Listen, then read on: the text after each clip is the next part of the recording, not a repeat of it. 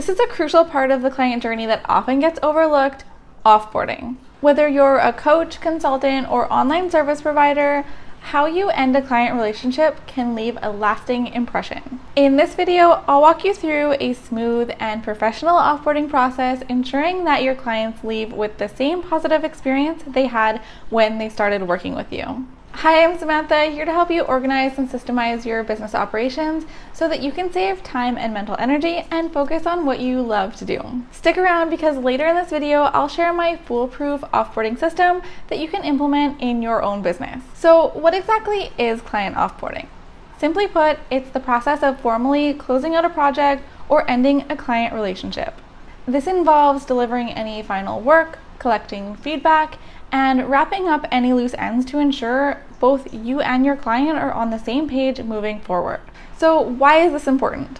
Well, think of it this way. First impressions matter, but so do final ones. The way you offboard a client can either solidify a great experience or leave a sour taste in their mouth. Whether you're parting ways on good terms or due to a challenging situation, a smooth and professional offboarding process is essential. So let's dig a little deeper into why offboarding is so critical. Imagine you've worked with a client for months or maybe even years. You've put in the time, effort, and energy to help them achieve their goals. But if you just drop off the radar when the project ends, it can undo all the goodwill you've built up. Offboarding is your final opportunity to reinforce the value you've provided and leave the door open for future work, referrals, or at the very least, a strong testimonial. It's a chance to show that you're professional and organized from start to finish. So how do you kick off the onboarding process? So whether it's a client-initiated decision or one you've determined yourself, the key is to approach it with clarity and professionalism. Start by setting clear expectations with your client about what the offboarding process will look like.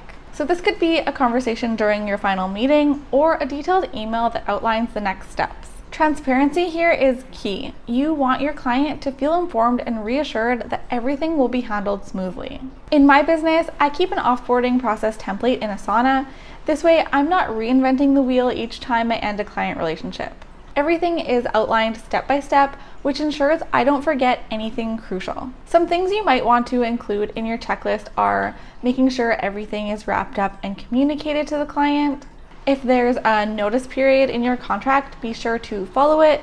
This not only shows professionalism, but also ensures you're covered legally. If you've been added to any tools or platforms as part of the client's team, you can remind them to remove you, or you can remove yourself. Ask for feedback on your services, not just for testimonials, but also to understand areas where you could improve.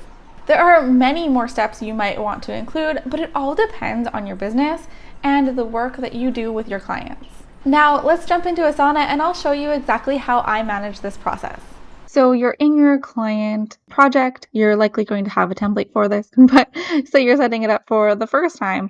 So I just added some example tasks that you might have above this here. You're going to have probably a way longer list than this in different sections and all the things. But then at the bottom, you're going to add a section for offboarding.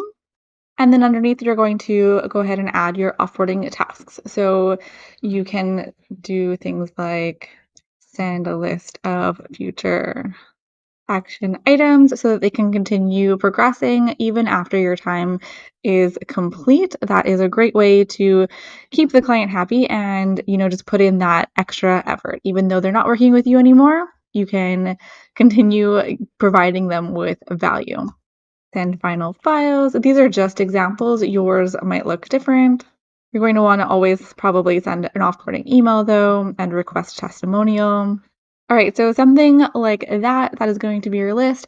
And in Asana here, you can, assign this to yourself and then you can assign due dates. So to make sure that you don't forget to do any of this once your client relationship has been determined that it will end at any certain date, you can go ahead and start assigning these to yourself so that you can make sure that you do each and every step in your offboarding process. And then you're going to want to, very important, template this. So once you have your process down, you're going to want to template this so that you're not recreating this list each and every time that you have a new client to offboard. You can see how I set up the templated workflow, track deadlines, and ensure that every step of the onboarding process is covered. This way, you can confidently manage your client relationships from start to finish. Remember, just because a project is over doesn't mean the relationship has to end. You can keep in touch with your clients by following up periodically or sending them valuable resources. You never know when they might need your services again or refer you to someone else. By implementing a solid system, you not only protect your professional reputation, but also pave the way for potential future collaborations. Now you know how to offboard your clients and why it's important. Check out this video next for tips on how to manage your clients. Alright, thank you so much for watching. I hope this video was helpful for you, and I will see you next week. Bye.